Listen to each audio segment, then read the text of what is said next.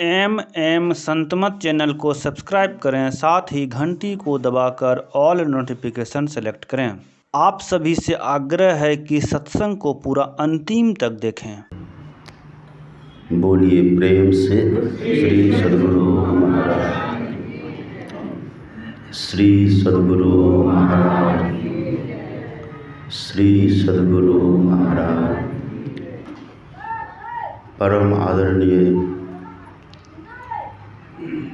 सत्संग प्रेमी महानुभावों, पूजनीय माताओं तथा भक्तिमती बहनों,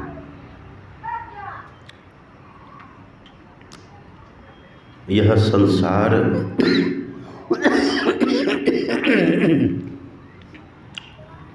एक रंगमंच है और हम सब इस संसार रूपी रंगमंच के एक्टर हैं, खिलाड़ी हैं।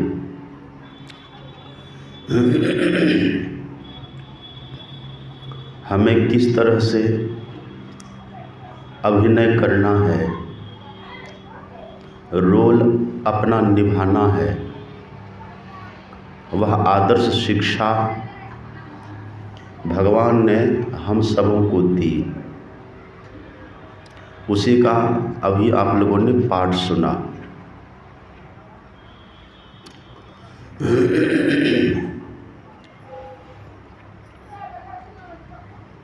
महाराज दशरथ जो भगवान के पिता हैं, इन्होंने घोषणा करी कि कल राम का राज्याभिषेक होगा, लेकिन मंथरा की मंत्रणा और कैकेयी के कुविचार के कारण बाधा पड़ जाती। और जहाँ भगवान को राजगद्दी मिलती, जहाँ पर सभी ऐशो आराम के साथ, सुख साधन के साथ, सुख सुविधाओं के साथ भगवान रहते, वहीं उसके बदले भगवान को वन गमन करना पड़ा। लेकिन विशेषता यह थी कि जब राजगद्दी मिलने की बात आई थी, तब राम के चेहरे पर प्रसन्नता नहीं थी, और जब बन जाने की बारी आई तो चेहरे पर खिन्नता नहीं थी।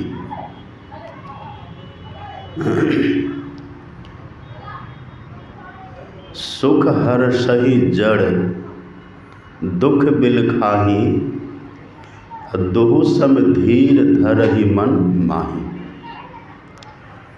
जो धीर पुरुष होते हैं वो सुख में फूलते नहीं और दुख में कुमलाते नहीं, दोनों में धीर धारण करते हैं, धैर्य धारण करते हैं। ये शिक्षा भगवान ने दी है। प्रसंग आपने सुना, कैकेयी वहाँ दशरथ जी के सामने सिंहनी की तरह पड़ी हुई है, और दशरथ जी मानो धराशायी हुए बूढ़े हाथी की तरह पड़े हुए। कैकेयी दहाड़ रही है। यदि आप प्रसन्न हैं और वचन पालक हैं तो राम को भेजिए वन, और मेरे पुत्र भरत को दीजिए राजगद्दी। दशरथ जी व्यथित व्याकुल हो गए, गिर गए, मूर्छित हैं, बेहोश हैं। भगवान गए पता करते आखिर बात क्या है, पिताजी की ये दयनीय स्थिति क्यों है। सब बात माता कैकेयी भगवान को बता देती है। सुन कर के भगवान बड़े प्रसन्न हुए। अब देखिए, जब इनको राजगद्दी मिल रही थी तब प्रसन्न नहीं थे, और जब बन जाने की खबर इनको मिली पहले, तब उदास भी नहीं हुए। लेकिन जब वही बात माता कैकेयी कहती हैं तब भगवान प्रसन्न हो गए। क्यों प्रसन्न हुए? इसीलिए भगवान ने सोचा कि यदि मैं इनकी बात सुन करके उदास हो जाऊंगा, खिन्न हो जाऊंगा, तो माता को संदेह होगा मेरे ऊपर कि राम वन जाना नहीं चाहता, और संदेह के कारण ये पिताजी को और त्रास देगी, ये पिताजी को और पीड़ा देगी। इसलिए भगवान जानबूझ करके मुस्कुराए और भगवान ने बहुत सुंदर बात कही। आपने सुना पाठ में, सुनु जननी सोई सुत बड़ भागी, अजे पितु मातु बचन अनुरागी, तनय मातु पितु तोषनिहारा, दुर्लभ जननी सकल संसारा। हे माता, हे जननी, ऐसा तनय, ऐसा पुत्र संपूर्ण संसार में दुर्लभ है। जो माता पिता को संतुष्ट करे वह पुत्र बड़भागी है, जो अपने माता पिता के वचनों के अनुरागी है। माँ, ये मेरा सौभाग्य है कि मुझे वन मिल रहा है और मेरे भैया छोटे भाई भरत को राजगद्दी, ये मेरे लिए प्रसन्नता का विषय है। और देखिए, इतनी बात कहते हैं भगवान, इतनी बात कह करके भगवान कहते कि मैं अभी माँ कौशल्या से आदेश लेके आ रहा हूँ, जो कि वो अपनी सगी माँ है ना। कैकेयी और सुमित्रा सौतेली माँ है, और कौशल्या कौन है? भगवान की अपनी माँ, जिन्होंने जठर में राम को धारण किया है, वह है कौशल्या। कौशल्या के पास भगवान जाते हैं और निश्चल भाव से, सहज भाव से, बिल्कुल स्वाभाविक अवभाव के साथ भगवान कहते हैं कि माँ, मैं जा रहा हूँ। कौशल्या कहते कहाँ? भगवान कहते हैं वन। सहज भाव में बोल रहे हैं भगवान, वन जा रहा हूँ। नहीं नहीं, आज तो तुम्हारी राजगद्दी है, राजगद्दी तुमको मिलने वाली है। कहाँ राजगद्दी मिल रही है माँ, पर अयोध्या की नहीं, वन की राजगद्दी मिल रही है मुझे। यहाँ की गद्दी भरत भैया को मिलेगी और वन की गद्दी मुझे मिलेगी। और जानते हो माँ, मुझे ज़्यादा लाभ है। लेकिन भगवान तो प्रसन्न भाव से सुना रहे हैं, निश्चल भाव से सुना रहे हैं। अब कौशल्या ने जैसे सुना है, वो मूर्छित होकर के गिर गई है।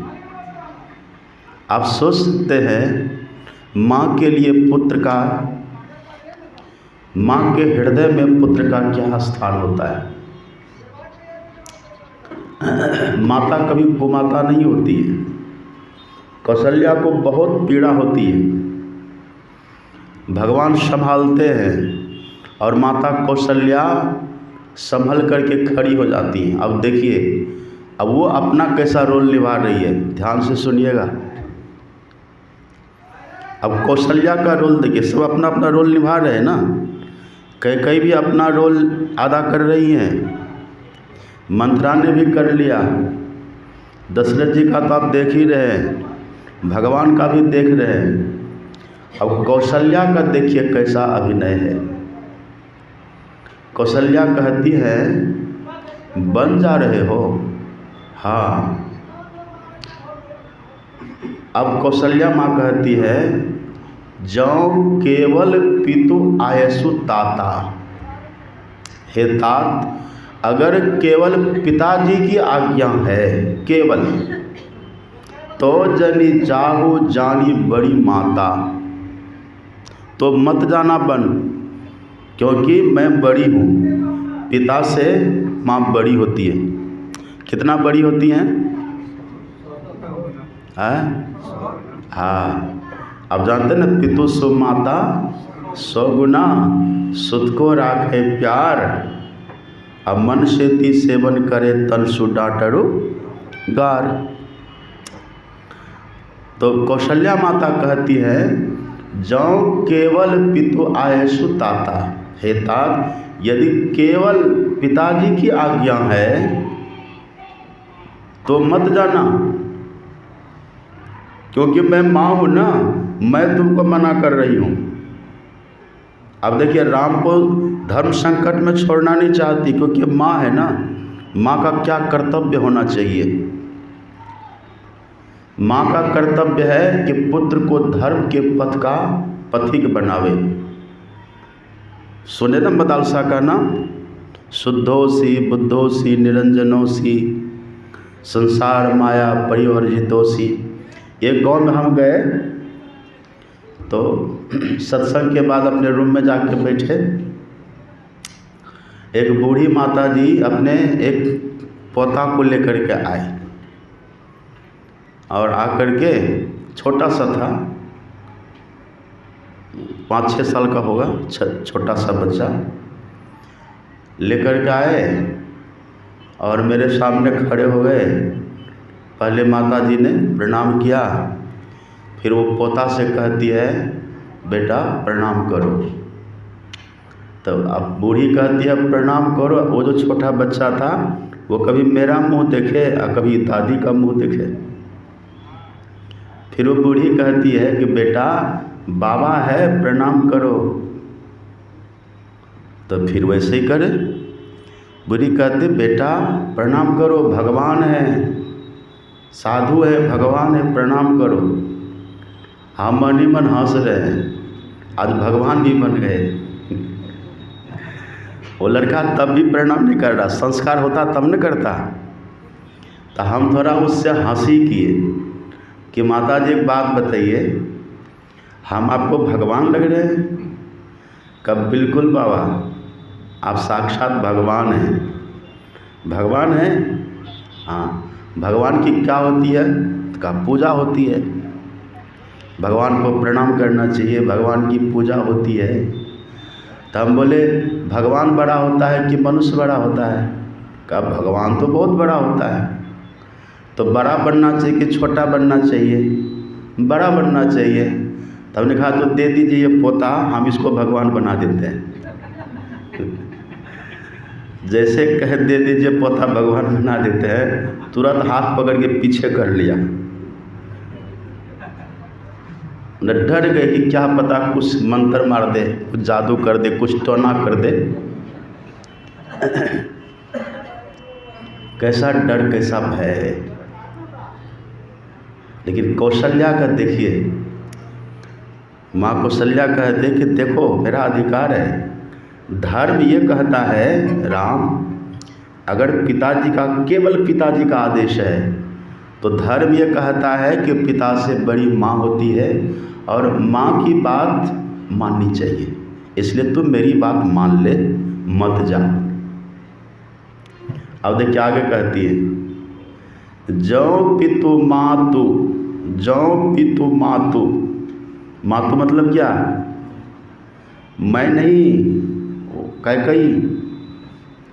कौशल्या माँ सब समझ गई हैं क्या अंतर स्थिति है। कौशल्या सब समझ चुकी है। कहते जौ पितु मातु आयसु ताता, जौ पितु मातु कहेउ बन जाना। अगर माता और पिता दोनों मिलकर के तब कहा है बन जाने के लिए, जौ पितु मातु कहेउ बन जाना, तो कानन सत अवध समाना। सुन रहे बात? क्या हुआ मतलब? यदि माता और पिता दोनों का आदेश है बन जाने के लिए, तो सहर्ष जाओ, क्योंकि दोनों के आदेश के बाद बन जाने से वो बन सैकड़ों अयोध्या के समान सुखदायी तुम्हारे लिए हो जाएगा। सैकड़ों अयोध्या के समान। और अयोध्या की स्थिति आप जानते हैं ना, दशरथ धन देखी धनद लजाही, कुबेर भी लजाता था। मांगही बारिश देही जलत, वर्षा की याचना करते थे, बादल बरस जाता था। दैहिक दैविक भौतिक तापा, राम राज नहीं काहू व्यापा। ये स्थिति है अयोध्या की। और आप जानते हैं ये श्लोक आप पढ़े, जननी जन्मभूमि स्वर्गादपि गरीयसी, ये राम का वचन है। ये भगवान ने कहा है अयोध्या के लिए। भगवान अयोध्या की मिट्टी को नमन करते थे, प्रणाम करते थे और बड़े कृतज्ञ भाव से जननी जन्मभूमि स्वर्गादपि गरीयसी, मातृभूमि और माता ये स्वर्ग से भी विशेष है। लेकिन कौशल्या माँ का देखिए धर्म भाव कैसा है।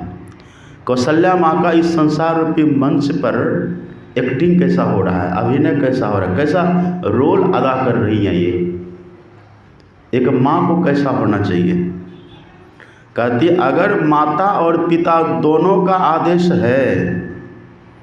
अब पहले भगवान क्या कह रहे थे, कैकेयी माँ के पास पहले कह रहे थे, सुनु जननी सोई सुत बर भागी, अजय पितु मातु बचन अनुरागी। ये भगवान कह रहे थे।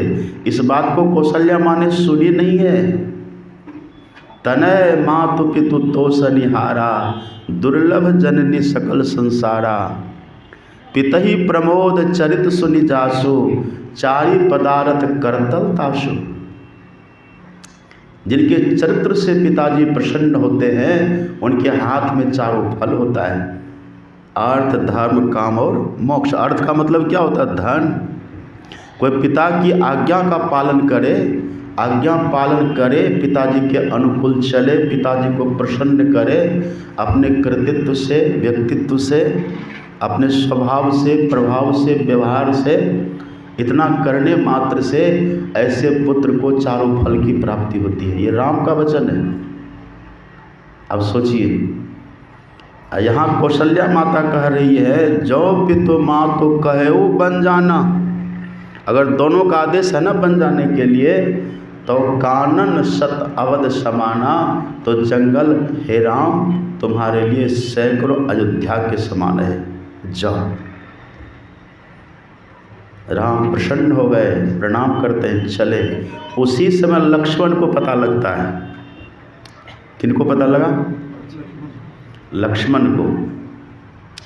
लक्ष्मण दौड़े भागे, भगवान के पास गए, चरणों में गिरे, प्रणाम किए, कहा प्रभु क्या छाया बिना शरीर का रह सकती है?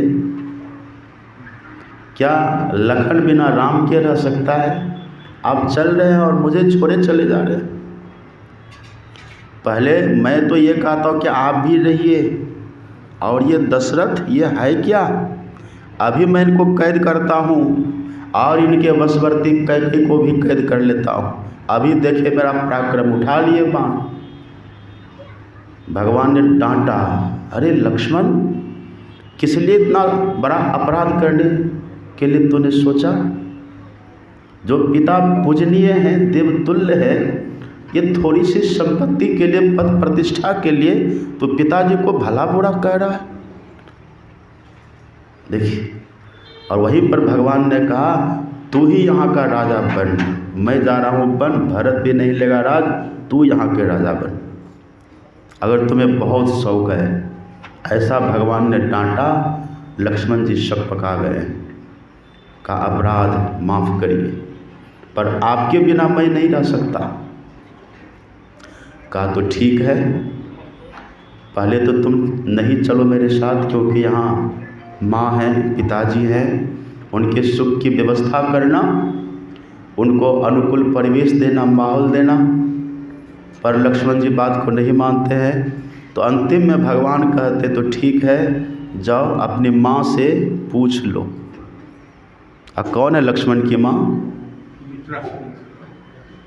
सुमित्रा है। अब ये एक शर्त लगा दिए भगवान। लक्ष्मण जी के मन में होता है कि यदि माँ मना कर दिया तो क्या होगा? अगर वो कह दिया माता ने कि नहीं तुम्हें वन नहीं जाना है, तब क्या होगा? माँ की बात का तो मैं उल्लंघन कर सकता हूँ, पर ये आदेश तो प्रभु का है। अगर उसने मना किया तो इनके लिए तो वही बात दृढ़ हो जाएगी, तब मेरा क्या होगा? अब ये बात सोचते विचारते लक्ष्मण जी चले जा रहे हैं और डर के मारे भीतर कांप रहा है, कहीं कह दिया नहीं तो क्या होगा। सुमित्रा के सामने जाते हैं, प्रणाम करते हैं, हाथ जोड़ के खड़े हो जाते हैं। आँख में अश्रु है, कपोल भीगा हुआ है, और सुमित्रा माँ समझ जाती है। देखिए सुमित्रा का जो उपदेश है, सुमित्रा माँ कहती है, गुरु पितु मातु बंधु सुर साई। गुरु मतलब शिक्षक, गुरु पितु मातु बंधु सुर साई, अस्यहि सकल प्राण की नाई।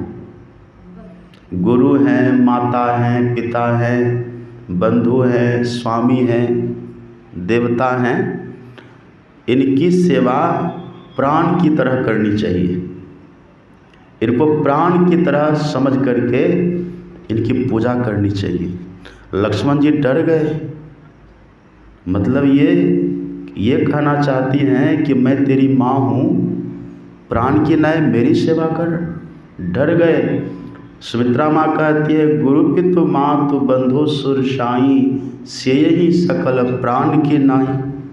डरे लक्ष्मण जी, पर तुरंत माता सुमित्रा कहती हैं, राम प्राण प्रिय जीवन जी के, स्वार्थ रहित सखा सब ही के।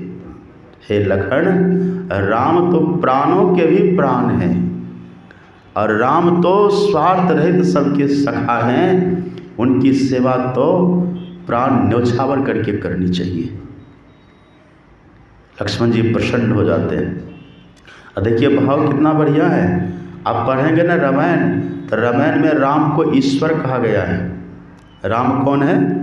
राम स्वरूप तुम्हार, बचन अगोचर बुद्धि पर, अविगत अकथ अपार, नेति नेति नित निगम का। राम है ये। राम अपरंपार ईश्वर है। राम आदि अंत रहित परमात्मा है, सर्वव्यापक सत्ता है। वही दृष्टिकोण है माता सुमित्रा का। माता सुमित्रा कहती है, अब आगे देखिए, इतना कह करके चुप नहीं हो जाती है। माता सुमित्रा आगे कहती है, पुत्रवती जुवती जग सोई। ये माता सुमित्रा का वचन है, अद्भुत है। माता सुमित्रा कहती हैं, वही माँ पुत्रवती है, पुत्रवती जुवती जग सोई, रघुपति भगत जासु सुत होई। जिसका बेटा राम का भक्त हो, वही माँ पुत्रवती है।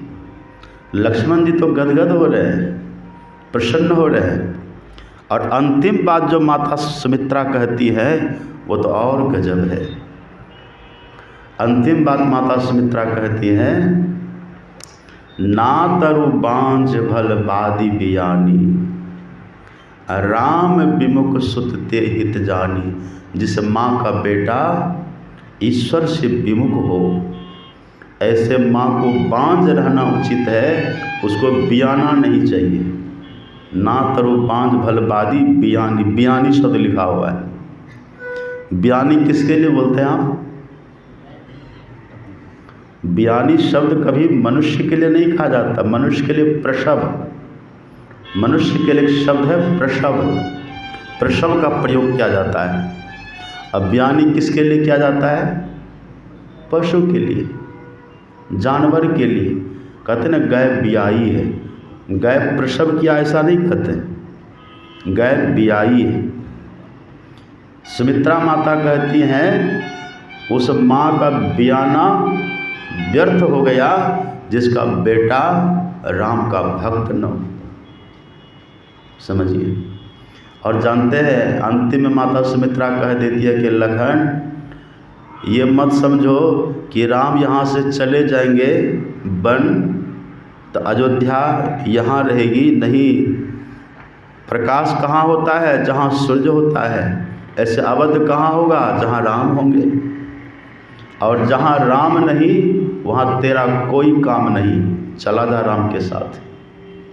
कैसी माँ होगी? ऐसा कहिएगा कोई है? अभी तो आपका बेटा सत्संग में भी नहीं आता है। आता है? नहीं आता। एक कल आया लल्लू, ज़बरदस्ती उसकी माँ खींच तान करके लाया, मेरे पास बैठाया, बैठा दिया। हम बोले अकेला आया है जी? तो नहीं, मित्र भी है। तो हम सोचे अगर किसी का पता करना हो ना कौन कैसा है, तो उसके मित्र का पता करना चाहिए। मित्र से व्यक्ति का पता चल जाता है कैसा है ये। तो हमने कहा कि बोला तुम्हारा मित्र कहाँ है, उनको भी प्रसाद खिलाएंगे, बुलाओ। कहा ठीक है। वो बुला के क्यों लाएगा? वो जो भागा वहाँ से सबको भगा के लेके भाग गया। खुद भी भागा, सबको लेके भाग गया। उनकी माँ को मैंने कहा फिक्र मत करिए, अपनी अपनी करनी अपने अपने साथ करे सो आगे आवे, बाप के करनी बाप पूत के पूते पावे, है ना। बाप की करनी बाप को मिलता है और पूत की करनी पुत्र को, और माँ की करनी माँ को मिलती है। इसलिए ज़्यादा टेंशन लेने की ज़रूरत नहीं है। हाँ, आपसे थोड़ी भूल तो ज़रूर हुई है, आपने इनको शिक्षा तो दी पर संस्कार नहीं दिया। ये शुरू से देना था, शुरू से ही, शुरू से संस्कार भी और शिक्षा। शिक्षा केवल शिक्षा नहीं, उसके साथ संस्कार। उसको सिखाए होते कि प्रणाम करो, भोरे उठ कर के प्रणाम करो, भगवान का कोई नाम लो, संस्कार होता ना उसके भीतर। एक छोटा सा बच्चा था, ट्रेन में सफ़र कर रहा था, अपनी सीट पर बैठा और जब सब लेट गया ना तो बच्चा बैठ के पढ़ने लगा, अपनी पुस्तक निकाला और पढ़ने लगा। और उसकी माँ भी बगल में अपना लेटी लेटी कुछ कर रही थी। तो दूसरी सीट, जो बगल वाली सीट पे एक दूसरी माता जी लेटी हुई थी, वो कहती हैं कि आपका बेटा बड़ा संस्कारी है। तो उस बच्चे की माँ कहती है कि बहन जी, बच्चा सुनता नहीं है, बच्चा देखता है। बच्चा बहरा होता है, बच्चा देखता है। मतलब आप बच्चा को कितना भी सुनाते रहिए कि ऐसा करो वैसा करो, अब खुद नहीं करिएगा तो बच्चा वैसा नहीं करेगा। और खुद से आप वैसा करिए तो देखिए आपके रास्ते पर धीरे धीरे वो बच्चा भी चलेगा। तो शिक्षा तो हम खूब देते हैं, पर संस्कार भी देना चाहिए। ये प्रसंग ये बतलाता है, वह माँ नहीं जो अपने बच्चे को भगवान के सम्मुख न करे, भगवान के चरण शरण में, ईश्वर के चरण शरण में न करे, ईश्वर का भक्त न बनावे। बस ये संक्षेप में थोड़ा सा सुना दिया। समय अब ज़्यादा हो रहा है, मेरा स्वास्थ्य भी अनुकूल नहीं है। हमारे विनोद बाबू बड़ी कृपा करते हैं, आ जाते हैं। ये तो अथाह समुद्र है, दिन भर भी बोलेंगे तो ख़त्म होने वाला नहीं है। इसलिए हम भी निश्चिंत रहते हैं हम भी टेंशन फ्री रहते हैं। लेकिन लोग कहते हैं नहीं बाबा थोड़ी देर भी चलिए, नहीं तो जो लोग आते वो नहीं आएंगे। इतने स्वार्थी आप हैं जिसका कोई हिसाब नहीं है। इतना स्वार्थी मत बनिए। सत्संग और ध्यान के लिए रोज़ समय से आ जाइए और दूसरों को भी लाइए। श्री सद्गुरु महाराज की जय।